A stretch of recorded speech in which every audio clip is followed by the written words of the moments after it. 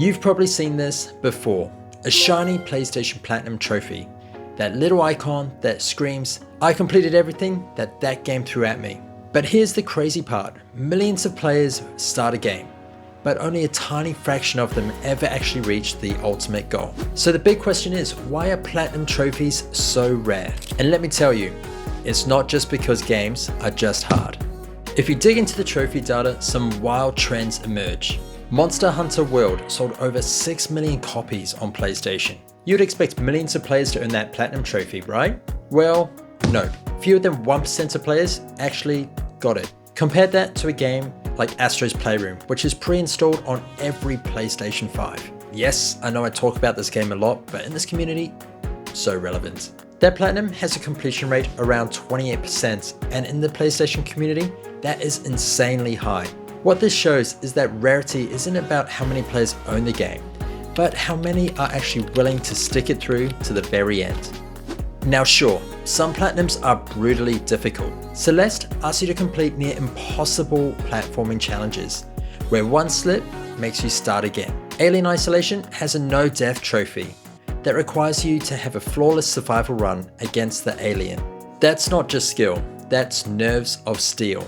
But here's the twist, many rare Platinum trophies are technically not hard. They're just grindy. Take Battlefield 2042 for example. The Platinum isn't mechanically difficult, it's not asking you to take trick shots across the entire map, but you are asked to dump hundreds of hours into multiplayer progression.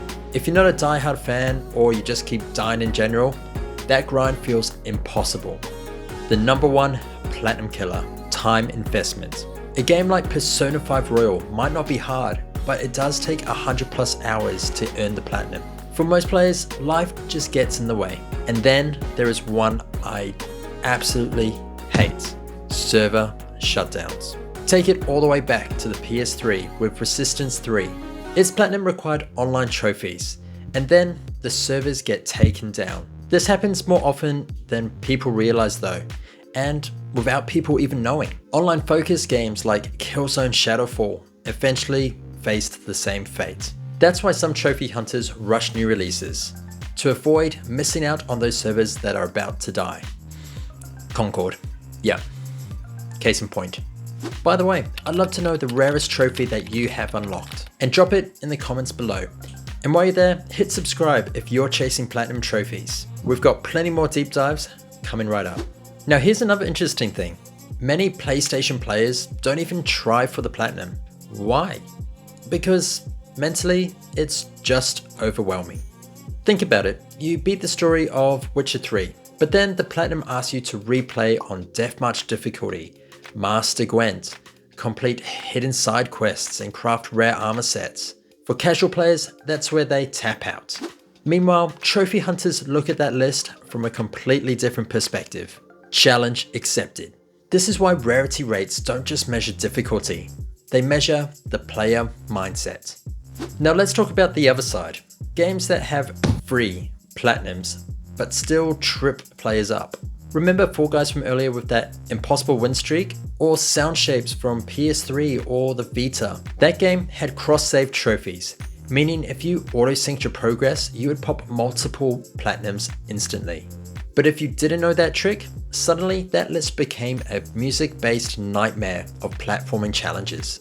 Even Telltale's games, which came out episodically, it's a really easy Platinum, right? All you had to do was finish the story. But the catch, you needed to commit to several hours.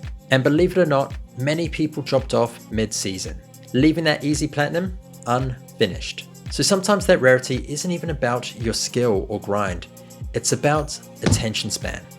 Now this is where it gets real. A Platinum is designed to test every corner of a game. There's combat, collectibles, hidden mechanics, and of course multiplayer. The Platinum is not just a badge, it's proof that you lived inside the game. Some players just want the story.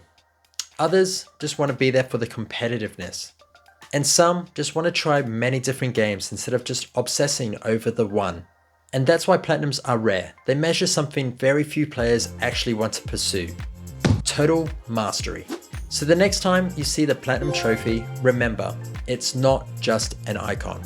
It's a story. Maybe somebody pushed through those impossible difficulty spikes. Maybe they grinded for 200 hours. Every platinum has its own journey, and that's what makes them so rare, yet so valuable. If you enjoyed this breakdown, hit the like and subscribe. It really helps grow the channel.